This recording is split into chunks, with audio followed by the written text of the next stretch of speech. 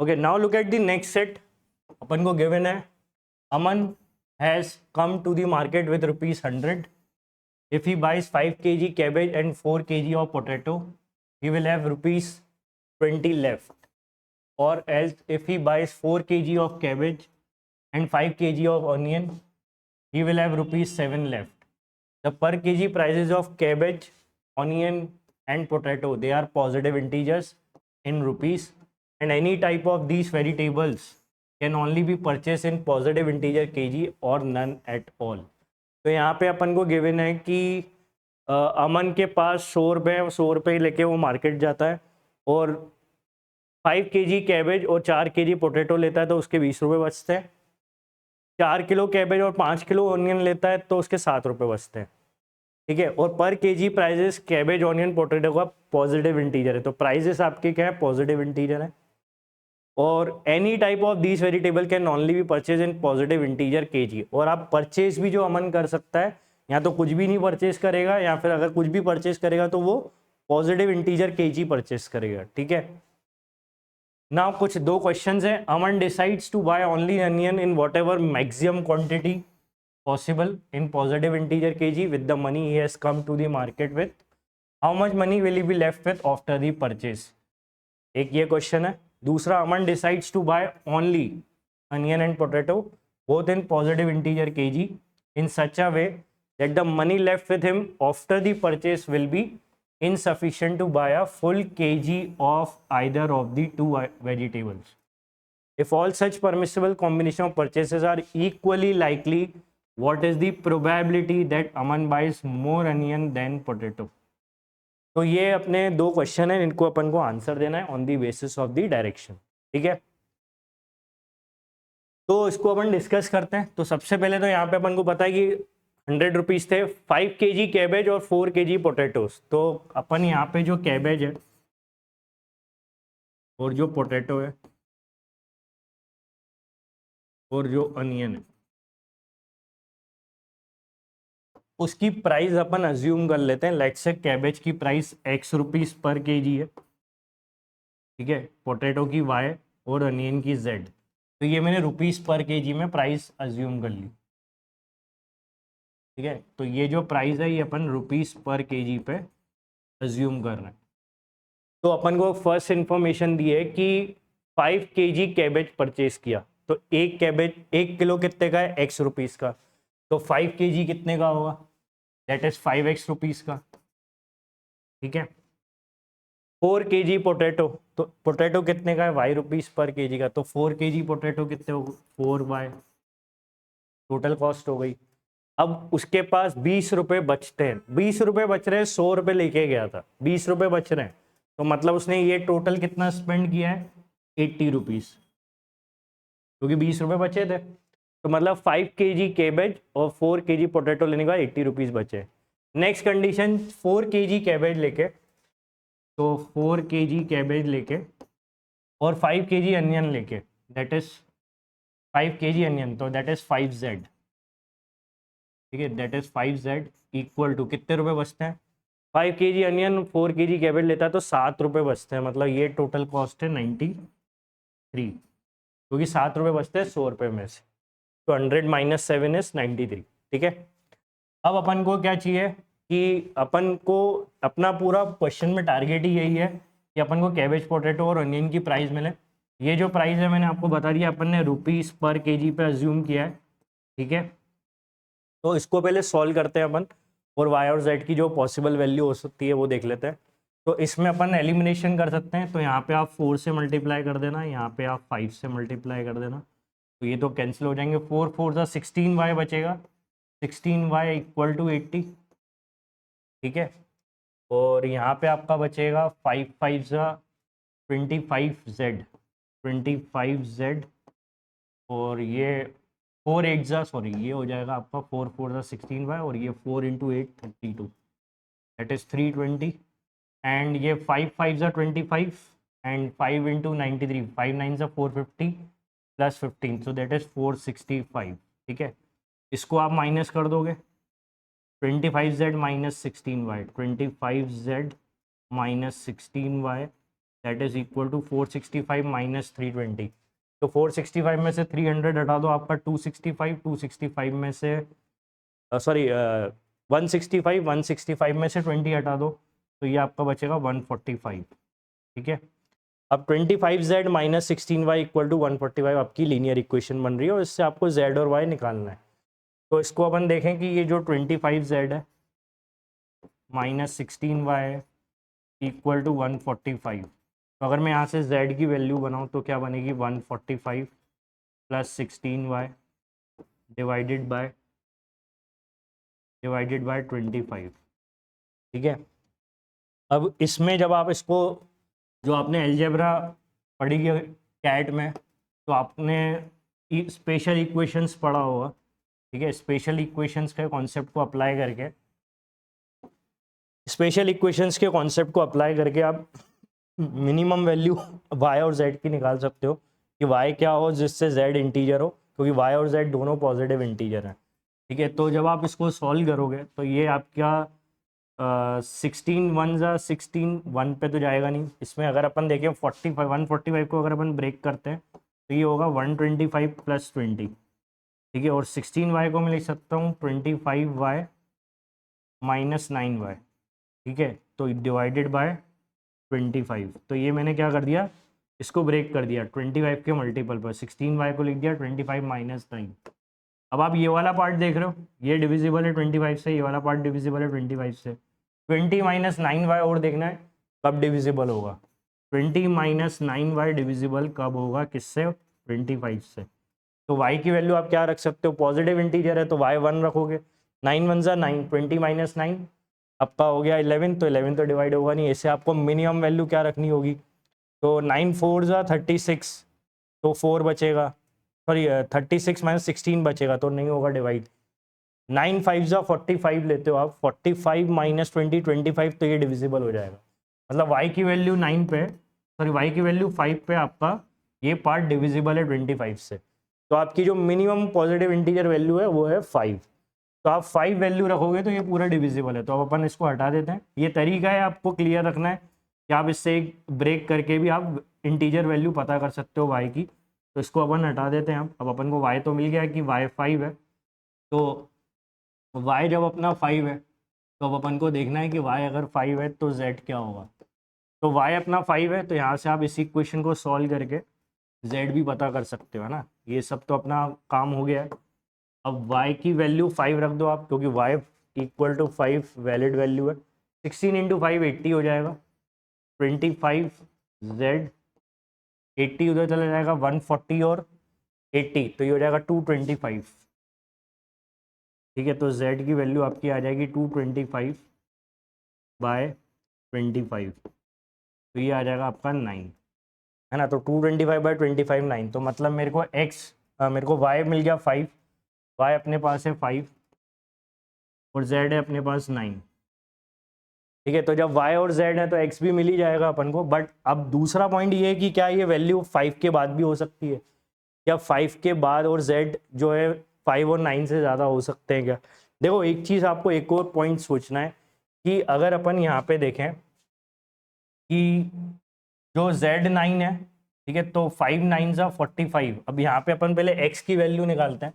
x की value क्या बनेगी अपन की, यहाँ पे किसी पे भी रख दो, जैसे 5x प्लस 5, y अपना 5 था, 4 5 ज़ा 20 और ये 80, तो 5x 80 माइनस 20 हो जाएगा 60, तो x की वैल्यू आ जाएगी 12। x हो गया आपका 12।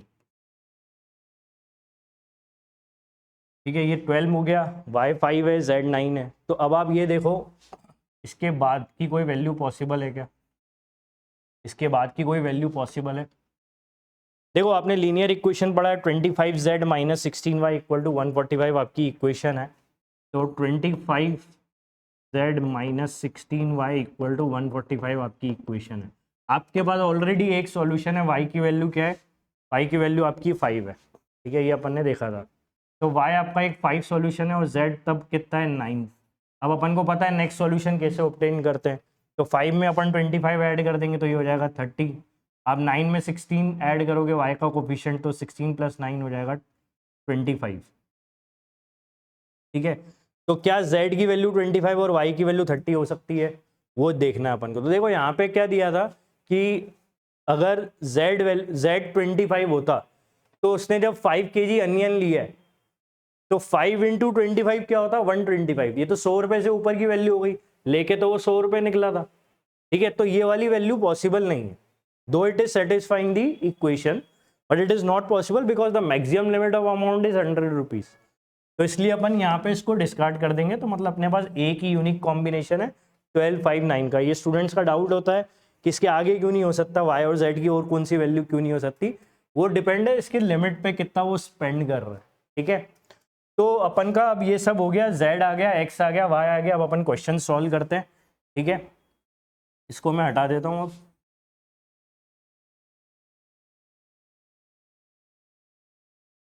अब पहला क्वेश्चन क्या है यहाँ पे कि पहला क्वेश्चन अगर अपन देखें तो भी हटा दो, ये तो इक्वेशन आप बना ही लोगे।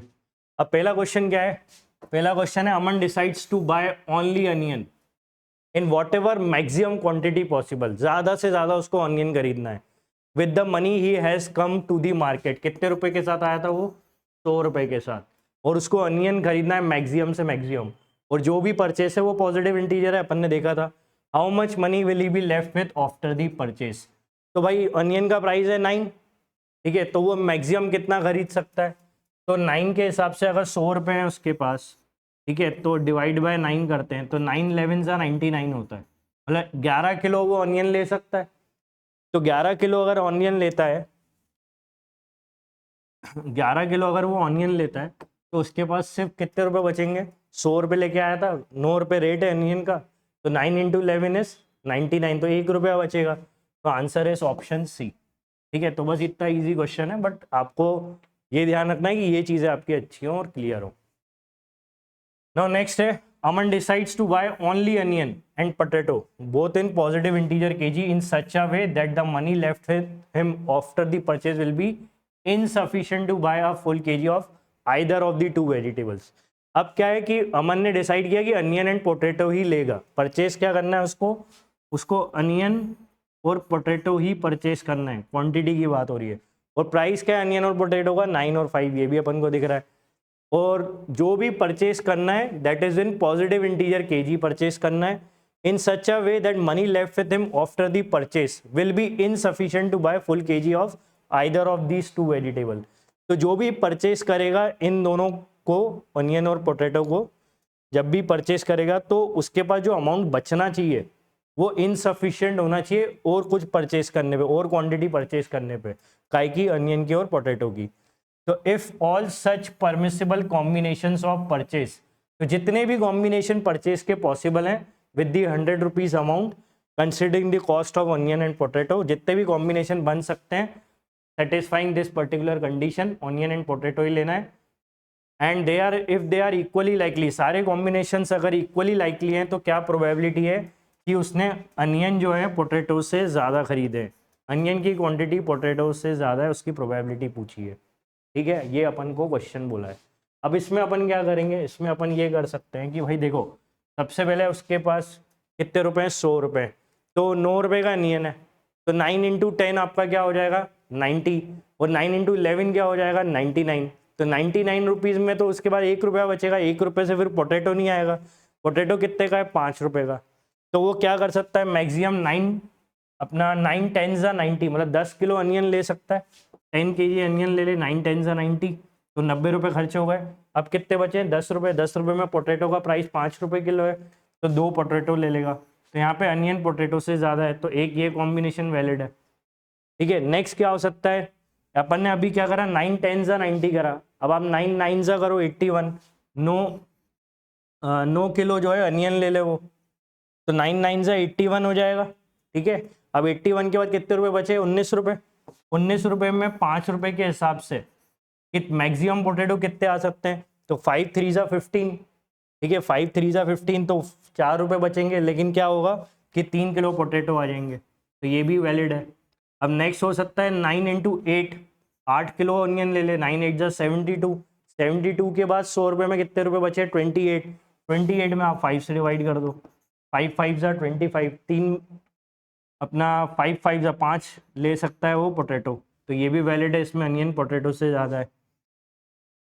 तो इसके बाद क्या हो सकता है, 9 7 ज़ा 63, 9 7 ज़ा 63, 63 100 में से 63 माइनस करेंगे तो 40, 63 अगर आप माइनस करते हो तो 40, 40 माइनस 3, तो ये आपका हो जाएगा 37, और 37 को अगर आप 5 से डिवाइड करते हो, क्योंकि 5 रुपये का पोटैटो है, 5 रुपये किलो पोटैटो, तो 5 7, तो ये 7 किलो के आ सकते हैं पोटैटो। तब आप देख रहे हो कि ये आ गया है ब्रेक इवन पॉइंट। यहाँ पे अनियन और पोटैटो की क्वांटिटी इक्वल होने जा रही है। अभी इससे पहले क्या था, अनियन पोटैटो से ज़्यादा चल रहा था। ठीक है, तो ऐसे आपको सारे कॉम्बिनेशन देखने हैं, कोई प्रोबेबिलिटी के ऊपर है, और प्रोबेबिलिटी के ऊपर क्वेश्चन है, सारे कॉम्बिनेशन बनाने हैं। उसके बाद आपको देखना है कि कितने कॉम्बिनेशन है जिसमें आपके अनियन पोटैटो से ज़्यादा है। ठीक है, तो अब अपन नेक्स्ट देखें। 9 7 ज़ा 63 हो गया, 9 6 ज़ा 54, तो 54 अगर वो लेता है तो 9 6 ज़ा 54, 54 अगर वो स्पेंड करता है तो कितने बचेंगे, उसके बाद 46 बचेंगे।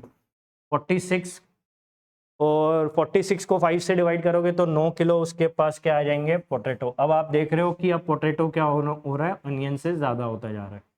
ऐसे ही आप 5 4 3 2 1 तक जा सकते हो। ठीक है, ऐसे ही आप देखोगे ना, अब आपका क्या होगा, पोटैटो जब बढ़ता जाएगा, अब आपका पोटैटो का जो क्वांटिटी है वो अनियन से बढ़ती जाएगी। तो 6 5 4 3 2 1, अब मान लो 1 किलो लेता है वो अनियन, तो 1 किलो कितने का है, 9 रुपए का, तो कितने रुपए बचे उसके पास, 81 91, क्योंकि अगर सिर्फ 1 किलो अनियन लेगा तो 91 रुपीज़ बचेंगे, और 91 को डिवाइड करोगे आप 5 रुपये पोटैटो के हिसाब से, तो 5 18 ज़ा 90 होता है, तो 18 किलो वो क्या ले सकता है, 18 किलो वो पोटैटो ले सकता है। तो ये लास्ट कंडीशन है।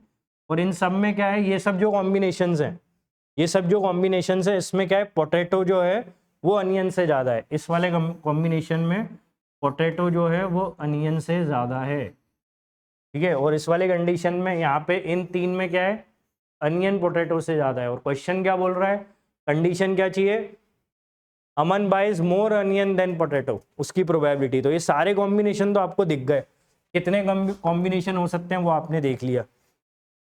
ठीक है, और अपन को यहाँ पे जीरो भी नहीं कर सकते। जीरो क्यों नहीं कर सकते, पॉजिटिव इंटीजर केजी परचेज करना है, तो अपने पास अब प्रोबेबिलिटी निकालना तो अपन को आती है, वो तो बहुत इजी है प्रोबेबिलिटी निकालना। कॉम्बिनेशन अपन को पता है टोटल कितने हैं, अब आप प्रोबेबिलिटी निकाल लो। तो प्रोबेबिलिटी निकालनी है तो भैया 10 कॉम्बिनेशन है टोटल, ये 10 कॉम्बिनेशन है, 1 2 3 4 5 6 7 8 9 10, 10 कॉम्बिनेशन है, जिसमें से 3 ऐसे कॉम्बिनेशन है जो क्या है, जिसमें अनियन पोटैटो से ज़्यादा है। तो ये आपकी प्रोबेबिलिटी हो गई 3/10। ठीक है, यही चाहिए था, that is option E. Clear. तो थोड़ा कैलकुलेशन इंटेंसिव था, एल्जेब्रिक कंडीशंस के ऊपर डिपेंड था।